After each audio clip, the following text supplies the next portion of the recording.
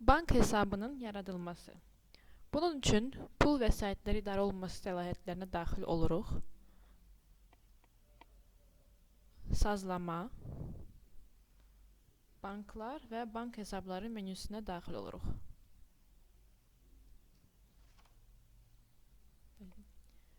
Bank hesabının mövcud olub-olmadığını axtarış sistemindən istifadə edərək baxmaq olar. Bunun üçün hesabın adı, hesabın qısa adı, hesabın sahibi və ya bank adı parametrlərinin qiymətlərini daxil edib, böyüdücü şüşə düyməsini sıxmaq lazımdır. Mövcud bank hesabı sistemdə olmadığı təqdirdə növbəti adıma keçmək lazımdır. Yaratmaq düyməsini sıxmaq. Ölkə sahəsinə komponenti daxil etmək və ya sağda olan böyüdücü şüşə şəklində olan işarəyə sıxmaq və zəruri komponenti seçmək.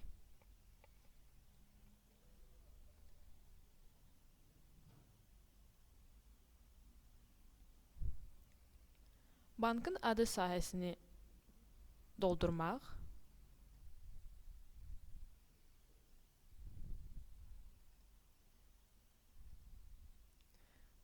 Şöbənin adı sahəsinin qiymətini daxil etmək.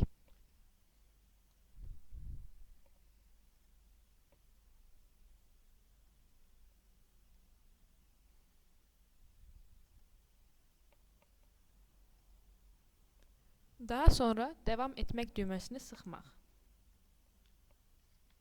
Bank hesabının sahibi sahəsini daxil etmək və ya böyüdücü şüşə düyməsini sıxmaq və mövcud parametri seçmək.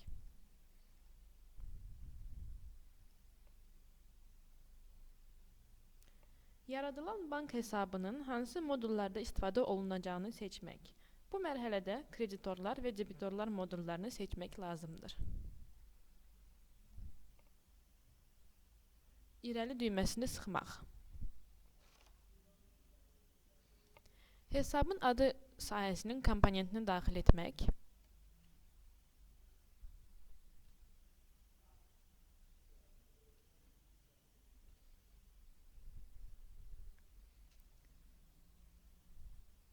Əlavə hesab adını müvafiq sahəyə daxil etmək olar.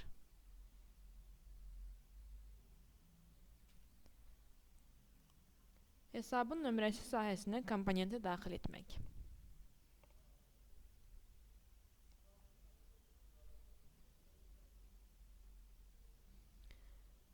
Valyuta sahəsinə komponenti daxil etmək və ya sahədən sağda olan böyüdücü şüşə şəklində olan işarəyə sıxmaq və siyahıdan zəruri valyutasını seçmək.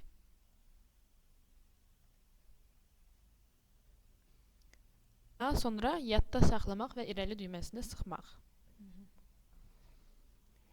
Açılmış formada nəqd, bank rüsumları və valyuta yığımları sahələrini daxil edirik.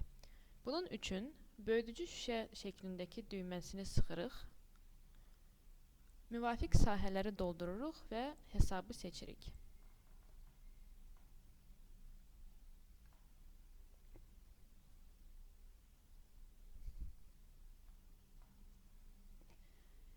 Sahələri doldurduqdan sonra seç düyməsini sıxırıq. Nəqd, bank rüsumları və valyuta yığımları sahələrini doldurduqdan sonra vəsaitlərin hərəkət parametrləri bölməsinə keçirik. Burada yuvarlaşdırma sahəsinin qiymətini seçirik.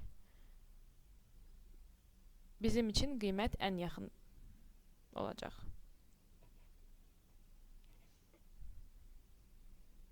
Daha sonra xarici valyuta üçün bank bölməsinə keçirik. Mübadilə məzənnəsi növünü seçirik.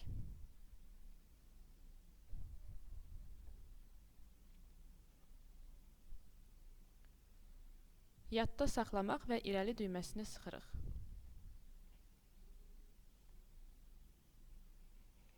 Daha sonra təşkilat üçün müraciət imkanı əlavə etmək üçün bu düyməni sıxırıq.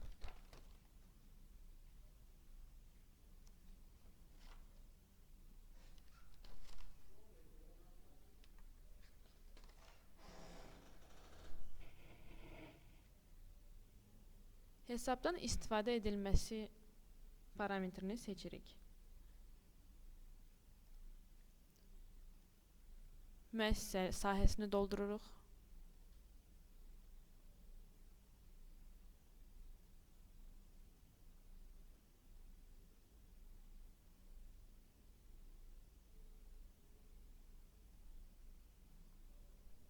Və davam etmək düyməsini sıxırıq.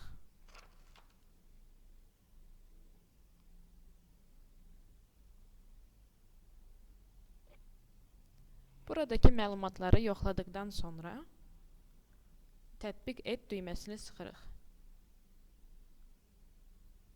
Yadda saxlamaq və irəli düyməsini sıxırıq. Burada əlaqə şəxsi yaratmaq üçün əlaqə şəxsi yaratmaq düyməsini sıxırıq. Bu şəxs haqqında məlumatları daxil edirik. Məlumatlar daxil etdikdən sonra tətbiq etmək düyməsini sıxırıq.